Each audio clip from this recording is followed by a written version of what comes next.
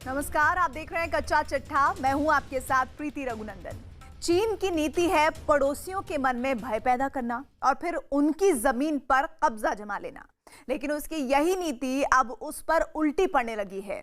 चीन ने लद्दाख में सीमा विवाद करके भारत के भीतर डर पैदा करने की कोशिश की थी, लेकिन भारत के मुंहतोड़ जवाब से चीन को पैर पीछे खींचने पड़े। इसके बाद भारत ने चीन के इर्द गिर्द ऐसा शिकंजा कस दिया कि चीन अब खौफजदा हो गया है। चीन के डर की अब तस्वीरें भी सामने आने लगी है। गलवान में भारत से मिले जवाब के बाद चीन का शीर्ष सैन्य नेतृत्व चौकन्ना हो गया है और एलएसी पर न सिर्फ सैनिकों की संख्या बढ़ाई जा रही है, बल्कि अब चीन एलएसी पर हथियारों को इकट्ठा करना शुरू कर चुका है।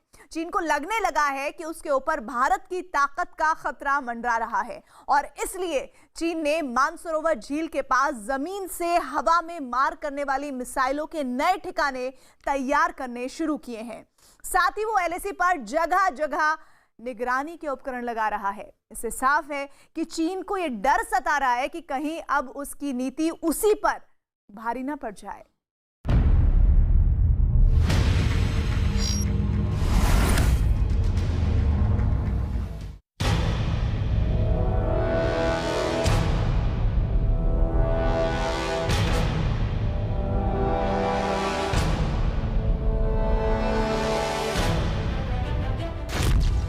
भारत की गरज से सहम उठा है चीन।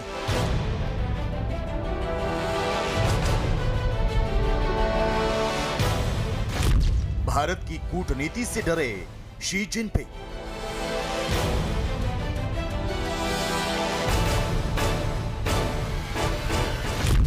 सामने आया चीन के डर का सबूत।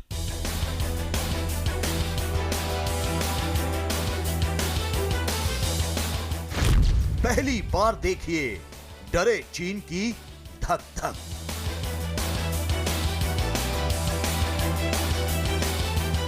लद्दाख में भारत से उलझकर चीन कहीं का नहीं रहा। सीमा पर भारतीय सेना ने एक ऐसी दीवार खड़ी कर दी जिसे देखकर ही चीन के पसीने छूट गए।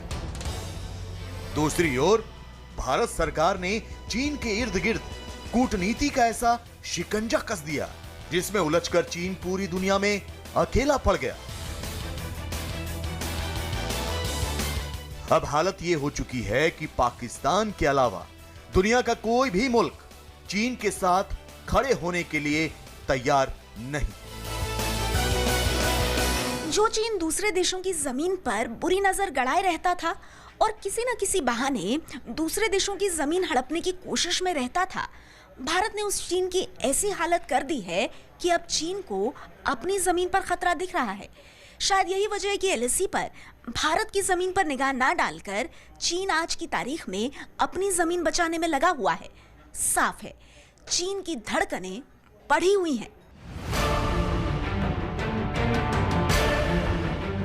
अपनी जमीन को लेकर चीन की बढ़ी धड़कनों को नापा है आसमान में बैठे सैटेलाइट ने, जिससे मिली कुछ तस्वीरों से साफ हो जाता है कि एलएसी पर चीन इस कदर खौफ में है कि वो अपनी एक एक इंच जमीन की रखवाली कर रहा है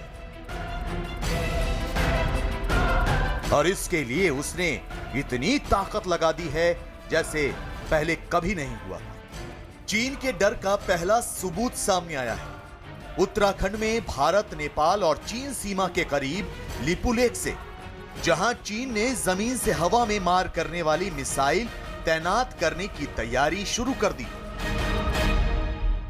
चीन ने लिपुलेख के ट्राई जंक्शन एरिया में मिसाइल तैनात करने के लिए निर्माण कार्य शुरू किया है। ये वो सैटेलाइट तस्वीरें हैं जिनसे चीन के डर की पोल खुलती है। चीन लिपुलेख के करीब मानसरोवर झील के पास दो ऐसी साइट तैयार कर रहा है जहां मिसाइल तैनात की जा सके। इसमें एक साइट काफी बड़ी है जबकि दूसरी उससे छोटी। माना जा रहा है कि बड़ी साइट पर कुछ और निर्माण कार्य भी किए जा रहे हैं। इन सैटेलाइट तस्वीरों की जांच विशेषज्ञों ने की है, जिसके बाद यह सामने आया है कि चीन मानसरोवर झील के किनारे बहुत बड़ा मिसाइल केंद्र तैयार कर रहा है। लिपुलेख के पास 100 किलोमीटर की जियो इंट स्कैनिंग से चीन की सेना की हलचल के बारे में पता चला है।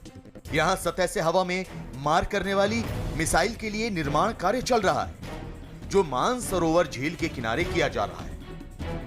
लिपुलेख के पास भारत, चीन और नेपाल के जंक्शन का इलाका तब से विवादों में है जब से भारत ने कैलाश मानसरोवर यात्रियों के लिए यहाँ तक सड़क बना दी। उसके बाद नेपाल ने इस इलाके पर अपना दावा ठोक दिया। हालांकि भारत और नेपाल के बीच इसको लेकर अभी बातचीत चल रही है, लेकिन चीन ने इस इलाके में अपनी सैन्य हलचल बढ़ा दी है। एक तरफ तो उसने मिसाइल तैनाती का कार्यक्रम शुरू कर दिया है और दूसरी ओर उसने इस इलाके में सैनिकों की संख्या भी बढ़ा दी है। चीन ने लिपुलेख के पास मिसाइल साइट का निर्माण शुरू करने से पहले यहां सैनिकों की तैनाती करनी शुरू कर दी थी, जिसकी जानकारी चीन की ही मीडिया रिपोर्ट के जरिए सामने आई और यह पता चला कि चीन लिपुलेख के पास तेजी से सैनिकों का जमावड़ा बढ़ा रहा है। चीन ने पिछले करीब 1 महीने में लिपुलेख के पास करीब 3000 सैनिक बढ़ा दिए हैं। चीन के सैनिक भारतीय सीमा से करीब 10 किलोमीटर दूर पाला नाम के इलाके में है। चीन ने इसी जगह पर एक स्थायी चौकी का भी निर्माण किया है और माना जा रहा है कि चीन यहां अपने और भी सैनिक भेज सकता है। लिपुलेख वो इलाका है जिसे लेकर भारत और नेपाल विवाद सुलझाने की कोशिश में है। इसी बीच चीन का यहां पूरे लाव लश्कर के साथ पहुंचना यह बताता है कि चीन की नीयत ठीक नहीं है और वो भारत नेपाल विवाद का फायदा उठाने की कोशिश में है। चाइना लगातार पूरे इंडिया चाइना बॉर्डर पे अपने सैनिकों की संख्या को बढ़ाता जा रहा है और अब वो नेपाल सीमा के बाद के पास जो लिपुलेख है वहाँ पर भी अपने सैनिकों की संख्या को बढ़ा रहा है और इस तरीके से वो इसका भी संकेत दे रहा है कि वो नेपाल के माध्यम से भी भारत को घेरने की कोशिश कर सकता है। चीन ने पहले लद्दाख में विवाद किया, जहां मुंह की खाने के बाद वो बुरी तरह बौखलाया भी है और डरा हुआ भी है। बौखलाहट हार की है और अब उसे डर इस बात का सता रहा है कि उसने दशकों में इंच इंच कर जितनी जमीन पर कब्जा किया है कहीं वो छिन न जाए। इसके लिए वो पूरी एलएसी पर लिपुलेख की तरह ही अपनी ताकत को बढ़ाने में जुटा हुआ है। चीन की भारत के साथ 4056 किलोमीटर की सीमा है, जो कई राज्यों से होकर गुजरती है, जिन्हें 3 सेक्टर में बांटा गया है, जिसमें सबसे पहले आता है पश्चिमी सेक्टर, जो लद्दाख से लगता है। मध्य में उत्तराखंड और हिमाचल प्रदेश से चीन की सीमा लगती है और पूर्व में सिक्किम और अरुणाचल प्रदेश से चीन की सीमा लगती है। गलवान विवाद के बाद से ही चीन ने भारत से लगने वाली 4000 किलोमीटर सीमा पर सैन्य तैयारियां बढ़ा दी हैं। कई इलाकों में वो सैनिक तैनात कर रहा है तो कुछ इलाकों में उसने तोपें तैनात करनी शुरू कर दी हैं। एलएसी के कई इलाकों में उसने सैकड़ों बख्तरबंद गाड़ियां भी भेजी हैं। साथ ही अपने मिसाइल अड्डे भी वो एलएसी पर तैयार कर रहा है और हवाई पट्टियों का निर्माण भी जारी है। ऐसा चीन ने पहले कभी नहीं किया। इस बात से जाहिर है कि चीन को किसी बात का डर सता रहा है। चीन के डर का एक और सबूत उत्तराखंड के ही एक और इलाके से मिला है, जहां चीन गुपचुप तरीके से निगरानी के अत्याधुनिक उपकरण लगा रहा है। जाहिर है इसका मकसद भारत की गतिविधियों पर नजर रखना है। खुफिया रिपोर्ट के मुताबिक चीन ने उत्तराखंड के बाराहोती के पास अपने सर्वेलेंस सिस्टम को अपग्रेड किया है। इसके लिए उसने 2 हाईटेक कैमरे एलएसी के बेहद करीब लगाए हैं। इस सर्वेलेंस सिस्टम को पिछले ही साल नवंबर में लगाया गया था। इसके अलावा वहां पर बिजली के लिए एक बड़ा सोलर पैनल भी लगाया गया। इसका मकसद भारतीय सेना पर निगरानी करना है। कि चाइनीज के पास एक फेस सेविंग डिवाइस चाहिए, वो यहाँ तक आए हैं। आप उन्होंने क्या किया, उनके जो कोर कमांडर्स हैं, उनकी जो थिएटर कमांडर्स हैं, वो आगे बेसिक में क्या खबर देंगे कि हमने इतना बड़ा एक चाल चला था और उस चाल में हमारे को कुछ नहीं मिला है। चीन ने हाल ही में डोकलाम में भी इसी तरह के सर्वेलेंस सिस्टम लगाए थे, जिसकी पोल पहले ही खुल चुकी है। लेकिन चीन एक तरफ जहां एलएसी पर सैन्य तैयारियों को अंजाम दे रहा है, वहीं दूसरी ओर चीन की सरकार भी लगातार एलएसी पर नजर बनाए हुए है। हैरानी की बात यह है कि गलवान विवाद के बाद से लगातार शी जिनपिंग के मंत्री एलएसी का गुपचुप दौरा कर रहे हैं, जिसकी वजह और हकीकत और भी हैरान करने वाली है। और 2014 में डोकलाम की चुनौती को चीन अब तक नहीं भुला पाया है। जब भारतीय सेना ने उसके रोड प्रोजेक्ट को बंद कर दिया था। अब चीन को डर है कि एलएसी पर जमीन का बहुत बड़ा हिस्सा उससे छिन सकता है। इसलिए चीन ने 4000 किलोमीटर से ज्यादा लंबी एलएसी पर अपनी ताकत झोंक दी है। साथ ही चीन के विदेश मंत्री गुपचुप तरीके से तिब्बत से लेकर अरुणाचल प्रदेश तक एलएसी के नजदीक अहम सैन्य ठिकानों का दौरा भी कर चुके हैं, जो चीन की बेचैनी दिखाने के लिए काफी है।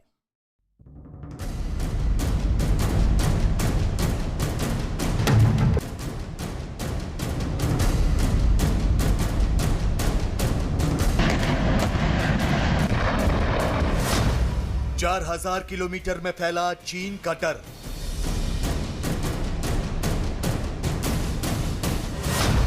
एलएसी पर चीन ने झोंकी ताकत।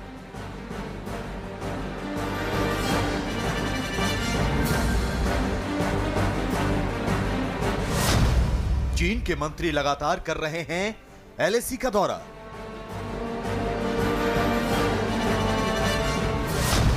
डोकलाम में भी चीन ने तेज की हलचल।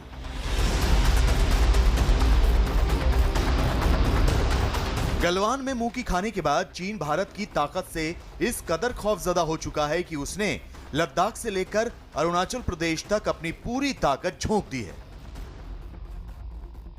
एलएसी पर चीन एक तरफ तो अपने सैनिकों की संख्या बढ़ा रहा है, तो दूसरी ओर वो हथियारों का जखीरा भी जमा कर रहा है। चीन की इन तैयारियों से साफ है कि उसे लगातार ये डर सता रहा है कि कहीं हिंदुस्तान उसकी करतूतों पर पलटवार न कर दे। चीन एलएसी पर खुद को सुरक्षित करने के लिए सैनिक और हथियार तो जमा कर ही रहा है, साथ ही उसने जगह जगह निर्माण कार्य भी शुरू कर दिया है। इतना ही नहीं, उसने डोकलाम में भी हलचल तेज कर दी है और माना यह जा रहा है कि लद्दाख के बाद चीन डोकलाम में भारत के खिलाफ मोर्चा खोलने की साजिश रच रहा है, ताकि भारत को एक साथ कई सारे मोर्चों पर उलझाया जा सके और भारत चीन के खिलाफ कोई बड़ी कार्रवाई ना कर सके। 2017 में डोकलाम में भारत के हाथों करारी हार के बाद चीन को अपने कदम पीछे खींचने पड़े थे। चीन डोकलाम में कुछ जगहों पर निर्माण कार्य करने की कोशिश कर रहा था, जिसे भारत ने नहीं होने दिया। लेकिन अब चीन एक बार फिर डोकलाम में कुछ जगहों पर निर्माण कार्य शुरू कर रहा है। खुफिया जानकारी के मुताबिक चीन ने उत्तर डोकलाम में निर्माण कार्य शुरू किया है। उसने तोरसा नाले के पास एक दीवार का निर्माण कार्य किया है। इसी नाले के पास निर्माण को लेकर 2017 में चीन और भारत के बीच विवाद हुआ था। इसके अलावा चीन डोकलाम में सिंचला दर्रे के पास एक इमारत भी बना रहा है और उसने पहाड़ों पर बिजली के खंभे भी लगा दिए हैं। इसके साथ ही चीन ने डोकलाम में 2 खास सर्वेलेंस सिस्टम लगा दिए हैं और सिंचला दर्रे के पास हाई रेजोल्यूशन कैमरे भी लगाए हैं। चीन की इन सभी कोशिशों का एक ही मकसद है, भारत की फौज पर नजर रखना। चीन एक तरफ तो उत्तराखंड में सर्वेलेंस के उपकरण और हाई रेजोल्यूशन कैमरे लगा रहा है, तो दूसरी ओर डोकलाम में भी वो ऐसा ही कर रहा है। लेकिन चीन ये हरकत सिर्फ इन 2 जगहों पर ही नहीं कर रहा, बल्कि खुफिया जानकारी के मुताबिक चीन ने पूरी एलएसी पर ही जबरदस्त निगरानी शुरू कर दी। इसके लिए सैनिकों की संख्या तो बढ़ाई ही गई है, साथ ही आधुनिक तकनीक का भी सहारा लिया जा रहा है। चीन की यह हरकत शी जिनपिंग के डर पर ही मुहर लगाती है। चाइना ने अब अपने सर्विलांस सिस्टम को बढ़ा दिया है ताकि भारतीय ट्रूप्स के ऊपर, भारत के जो डिप्लॉयमेंट्स हैं उसके ऊपर नज़र रखी जा सके। चाइना इस समय दबाव में है, चाइना इस समय खौफ में है और भारत जो चाइना के साथ जो भी वो इस समय वार्ता कर रहा है, वो भारत पोजीशन ऑफ स्ट्रेंथ के साथ कर रहा है। चीन एक तरफ एलएसी पर पहरा कड़ा कर रहा है, तो दूसरी ओर राष्ट्रपति शी जिनपिंग लगातार अपने मंत्रियों और अफसरों को गुपचुप तरीके से एलएसी पर भेजकर ग्राउंड रिपोर्ट मंगा रहे हैं। तिब्बत से मिल रही खबरों के मुताबिक पिछले करीब 2 महीने में चीन के 4 बड़े मंत्री या अफसर तिब्बत और एलएसी का दौरा कर चुके हैं। इनमें सबसे अहम दौरा है चीन के विदेश मंत्री वांग यी का, जो 14 अगस्त को तिब्बत के दौरे पर पहुंचे थे। वांग यी का यह दौरा बेहद अहम माना जा रहा है, क्योंकि वांग यी ही भारत चीन विवाद को लेकर चीन की ओर से बात कर रहे हैं। एलएसी के पास चीन के किसी मंत्री का यह पहला दौरा था। वांगी अरुणाचल प्रदेश के तवांग के पास तक आए और उन्होंने तिब्बत के कई गांवों का भी दौरा किया। चीन के विदेश मंत्री के तिब्बत दौरे को लेकर चीन का यह कहना है कि ये दौरा गांव के विकास और गरीबी उन्मूलन के लिए किया गया है, लेकिन असल में चीन ने तिब्बत की कभी ऐसी फिक्र नहीं की और इसीलिए माना यह जा रहा है कि चीन को डर सता रहा है कि कहीं तिब्बत भी उसके हाथ से ना निकल जाए, क्योंकि तिब्बत में बहुत लंबे वक्त से आज़ादी की मांग हो रही है और चीन उसे अपने ताकत के दम पर दबा रहा है।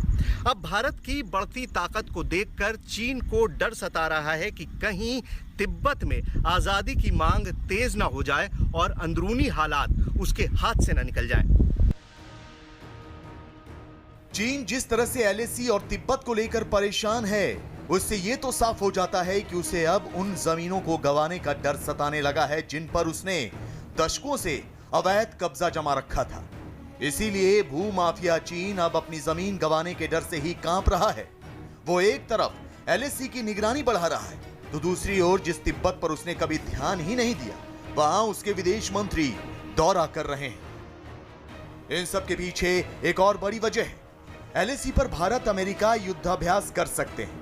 अमेरिका की एक मैगजीन के मुताबिक अमेरिका एलएसी पर B-2 बॉम्बर भेज सकता है। B-2 बॉम्बर बेहद खतरनाक लड़ाकू विमान है जो एक साथ एक बार में 16 परमाणु बम ले जा सकता है। इसके साथ ही ये विमान परंपरागत हथियार भी ले जा सकता है। अमेरिका ने B-2 बॉम्बर का इस्तेमाल इराक, लीबिया और अफगानिस्तान में किया था।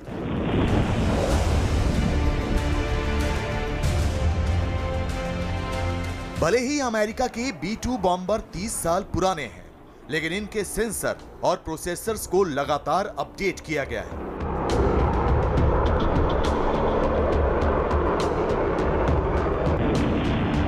इनका सीधा मुकाबला चीन की S-400 मिसाइल सिस्टम से है, जिसे चीन ने रूस से लिया है। इन S-400 मिसाइल सिस्टम के दम पर चीन ने दावा किया था कि दुनिया का कोई भी स्टील्थ एयरक्राफ्ट इसकी जद से नहीं बच सकता। इसी को परखने के लिए अमेरिकी वायुसेना इन बॉम्बर्स को चीन सीमा के करीब फ्लाइंग मिशन पर भेजना चाहती, क्योंकि B-2 बॉम्बर को बेहद ही सटीक स्टील्थ एयरक्राफ्ट माना जाता है जो किसी रडार की पकड़ में नहीं आता। हालांकि इसे लेकर अभी पुष्टि नहीं हुई है, लेकिन इस खबर ने ही चीन के होश उड़ा दिए। अमेरिका ने चीन को दक्षिण चीन सागर में भी शिकंजे में ले लिया है। ताइवान के मुद्दे पर भी अमेरिका ने चीन पर फंदा कस दिया है। चीन ने तीसरा मोर्चा भारत के खिलाफ खोल रखा है और अमेरिका अब इस मोर्चे पर भी चीन की घेराबंदी की तैयारी कर रहा है। चीन भी अमेरिका के रुख को समझते हुए एलएसी पर खुद को मजबूत करने के लिए पूरी ताकत झोंक रहा है।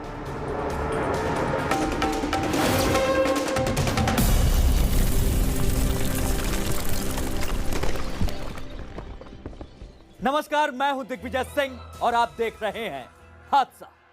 देश के कई राज्यों में भारी बारिश के कारण ऐसी बाढ़ आ गई है जो बर्बादी का सबब बन रही है। हिंदुस्तान के लाखों लोग इस वक्त प्राकृतिक आपदा झेलने को मजबूर हैं। आपदा कितनी भयंकर है इसका अंदाजा आपको तब होगा जब सैलाब की वजह से हो रहे हादसों की भयानक तस्वीरें देखेंगे। लेकिन फिलहाल खतरे का सबब यह है कि जल शक्ति मंत्रालय ने देश के 5 राज्यों में भयंकर बारिश की चेतावनी जारी की है। मंत्रालय के मुताबिक अगले 3 से 4 दिन में ओडिशा, छत्तीसगढ़, तेलंगाना, मध्य प्रदेश और राजस्थान में भारी बारिश होने की आशंका है। इन सभी राज्यों में कड़ी चौकसी बरतने की जरूरत है। लेकिन हकीकत तो यह है कि जल शक्ति मंत्रालय की चेतावनी से पहले ही तबाही की दस्तक सुनाई देने लगी है। आधे हिंदुस्तान में सैलाब हादसों की वजह बन रहा है। कहीं गाड़ियां बीच मझधार फंस गईं, तो कहीं पानी के तेज बहाव में घर मकान टूटकर बिखर गए। मैदान से पहाड़ तक मूसलाधार आफत से सनसनी फैल गई है।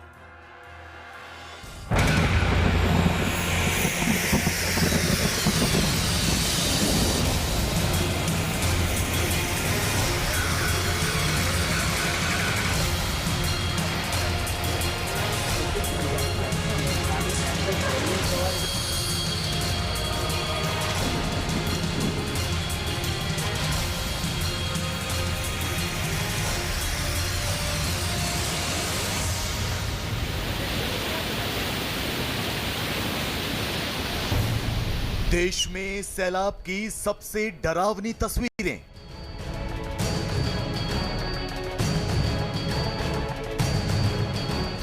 आफत की बारिश से तबाही की आहट।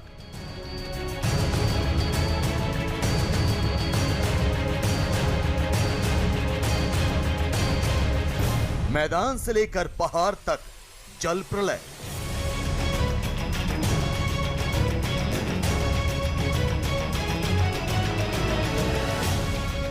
बादलों का बरसना जारी है।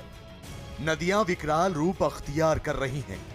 बांध ओवरफ्लो हो गए हैं तो गांव के गांव और शहर के शहर पानी के प्रहार से कराह रहे हैं। मकान, दुकान और बाजार सब सैलाब के आगोश में हैं। गाड़ियां बही जा रही हैं, नाव पलट रहे हैं, मकान जमींदोज हो रहे हैं, पहाड़ टूट कर गिर रहे हैं। आधा हिंदुस्तान मौसम के बिगड़ते मिजाज के साइड इफेक्ट झेलने को मजबूर है, तो मौसम विभाग खतरे की घंटी भी बजा रहा है। आज हम आपको सैलाब की ऐसी भयावह तस्वीरें दिखाएंगे जो इस बात की तस्दीक करती है कि कुदरत के सामने इंसान कितना लाचार और कितना बेबस हो जाता है। पहाड़ों पर हो रही भारी बारिश किस तरह कहर बनकर टूट रही है, उसकी बानगी है ये तस्वीर। बरसाती नाले और नदियां किस तरह उफन रही हैं, उसकी बानगी है ये तस्वीर। उत्तराखंड से आई ये तस्वीर सिहरन पैदा करती है। देखिए कैसे रामनगर पौड़ी नेशनल हाईवे 309 पर पड़ने वाले धनगढ़ी नाले में एक कार बहने लगी। इस कार में 6 लोग सवार थे, सबकी जान खतरे में थी। तो क्या वो सब बह गए? जानकारी के मुताबिक भारी बारिश की वजह से अचानक ही बरसाती नाला उफान पर आ गया। ऐसे में दूसरी तरफ से आ रही कार के ड्राइवर को पानी बढ़ने का अंदाजा ही नहीं लग पाया और उसकी कार उफनते नाले में फंस गई। लेकिन इससे पहले की कार सैलाब में समाती, इसमें सवार सभी 6 लोगों को बचा लिया गया और कार बहती हुई दूर जाकर एक पेड़ के पास फंस गई। पहाड़ों पर इस वक्त तो जैसे जलजला आया हुआ है। पिथौरागढ़ की ये तस्वीरें भी देखिए। यहां का मोरी गांव पूरी तरह मलबे में तब्दील हो गया है। इस गांव में 13 से ज्यादा परिवार रहते थे, जिनके लगभग 60 से ज्यादा लोग अब राहत शिविरों में रह रहे हैं। सैलाब से आई बर्बादी के बाद गांव के कुछ लोग हिम्मत करके दिन के समय वापस अपने घर में सफाई करने की कोशिश करने आते हैं, लेकिन बारिश होते ही उन्हें वापस भागना पड़ता है। अभी तक लगातार मलबा और पत्थर आ रहा है, तो तबाही के दिन की कहानी बयां करते करते यहां के लोगों में खौफ पसर जाता है।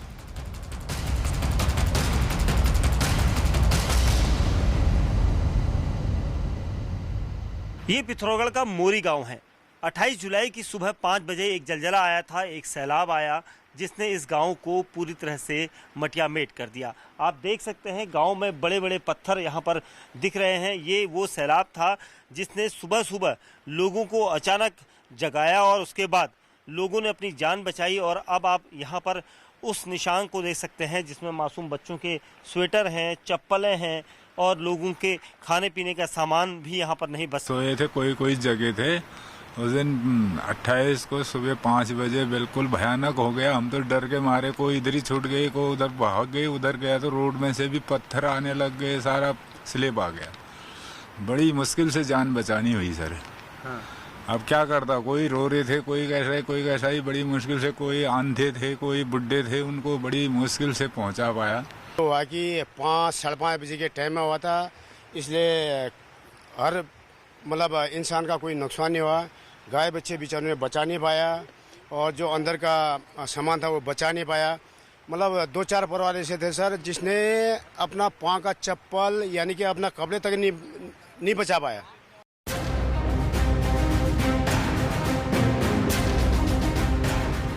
उत्तराखंड के चमोली से भी एक डराने वाली तस्वीर सामने आई।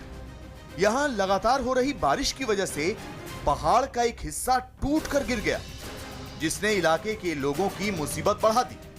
मलबा गिरने से कई जगह सड़कें बंद हो गई, जिसकी वजह से लोग जान जोखिम में डालकर नदी पार करने को मजबूर दिखाई दिए। उत्तराखंड के नैनीताल जिले में पहाड़ी इलाकों में हो रही भारी बारिश ने लोगों की परेशानी बढ़ा दी। नैनीताल के हल्द्वानी में बारिश की वजह से गौला नदी उफान पर है और नदी पर पुल नहीं होने की वजह से लोग अपने गांव से शहर की ओर जाने के लिए जान जोखिम में डालने को मजबूर हैं। देखिए कैसे ये लोग एक ट्रॉली और रस्सी के सहारे उफनती नदी को पार कर रहे हैं। किसी भी वक्त ये लोग हादसे का शिकार हो सकते हैं, लेकिन इस उफनती नदी को इसी तरह पार करना इनकी नियति बना हुआ है। बरसात का मौसम उत्तराखंड के लोगों के लिए किस तरह की दिक्कत लेकर आता है, मैं दिखाऊं आपको। ये हल्द्वानी के बेहद करीब का गांव है दानीजाला, और यहाँ पर किस तरीके से लोग इस उफनती हुई गौला नदी को पार कर रहे हैं। और ये जुगाड़ की एक ट्रॉली ग्रामीणों ने बना रखी है, जिसके जरिए हर साल इसी तरीके से इस उफनती हुई गौला नदी की धाराओं को पार करने को मजबूर होते हैं। बहुत परेशानी हो जाती है, आने जाने परेशानी होती है। जब ज़्यादा बारिश होती है डर लगती है यहाँ से जाने में भी। क्या करें, मजबूरी है, जाना पड़ता है। हर दिन बच्चे बीमार पड़ जाते हैं और राशन पानी की परेशानी हो जाती है, लाना ही पड़ता है। उत्तराखंड की ही तरह जम्मू कश्मीर के नदी नाले भी तबाही का शोर मचा रहे हैं। देखिए कैसे कठुआ में भी एक कार सैलाब में फंस गई। देखते ही देखते उफनती नदी में ये कार समा गई। जानकारी के मुताबिक नदी पार करने के दौरान अचानक पानी बढ़ गया, जिसके बाद ड्राइवर किसी तरह जान बचाकर गाड़ी से बाहर निकल गए, लेकिन उसकी कार उफनती नदी के बहाव का सामना नहीं कर पाई। बहाव इतना तेज था कि कार पलट गई और देखते ही देखते दरिया में समा गई। हालांकि जब पानी कम हुआ तो खुदाई करने वाली मशीन से इस कार को बाहर निकाल लिया गया।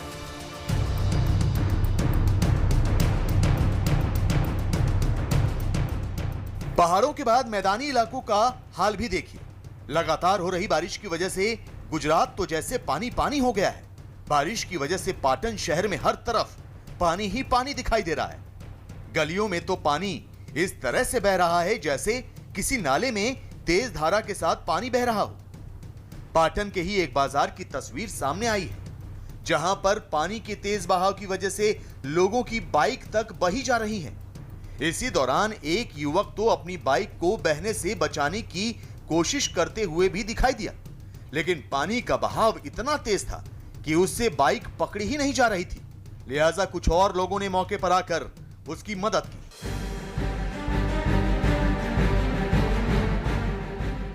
गुजरात के मेहसाणा में भी आसमान से बरस रही आफत ने लोगों की मुश्किलें बढ़ा दी है।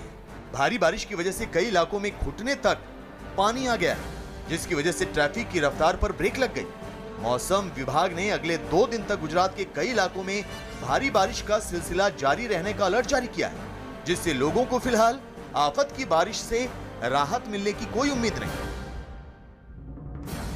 मकानों में पानी, दुकानों में पानी, सड़कों पर पानी, जिधर देखो उधर पानी ही पानी। गुजरात का सूरत शहर तो जैसे जलमग्न हुआ जा रहा है। यहाँ के कई इलाकों में बारिश के बाद जल भराव हो गया है। लोग कमर तक पानी से होकर गुजरने को मजबूर हैं। गाड़ियां पानी में पूरी तरह डूबी हुई, तो लोग घर की दरो दीवार के सहारे इस पानी से बचने की कोशिश कर रहे हैं।